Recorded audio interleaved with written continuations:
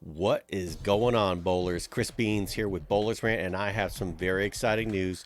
Two new releases are coming from Brunswick. We are going to look at them now. They are the Igniter Solid and the Igniter Pearl. Woo! Really liking this. The Igniter Solid on the left, the Igniter Pearl on the right. And of course, these are going to replace the Jagged Edge series that you're used to in the Brunswick line. Let's take a look at the specs. Okay, we'll start with the Solid. It's in the advanced all-purpose category with a rating of 73 on the Brunswick Performance Index. The color, lime green and gray.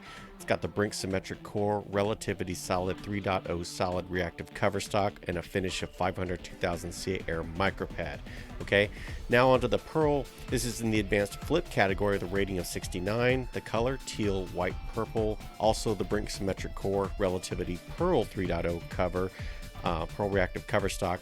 The finish, 500 1000 CA Air Micropad with Crown Factory Compound. So the Solid is going to give you a little bit of surface at 500 2000, and the Pearl is going to be 500 1000 compound. That's going to be designed to go down the lane.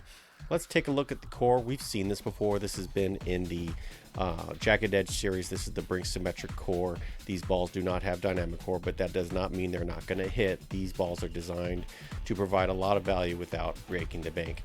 And of course, the numbers for this core at 15 pounds, 2.508 RG with 0.043 differential. So let's break that down. Brunswick's bringing you out, something that you can use for your everyday league purposes, right? So you've got a symmetrical Solid that's going to dig into, first game out of the bag. If you've got some volume there and you want to chew through it, get some traction. It's medium RG and you've got a fair amount of flare. Okay, and let me get the core numbers again. 2.508 RG, so that's medium RG. It's not going to go too long, but it's not going to go too early. And 0.043 differential. It's not in the 050s, but you are going to have a fair amount of reaction. So I expect this Solid on the left to provide a mid lane roll with an arc into the back. Now let's talk about the Pearl for a second.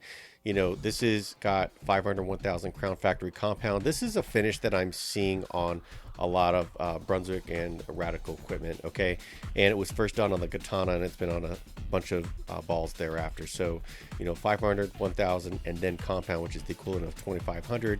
You're going to get a fair amount of skid on this ball.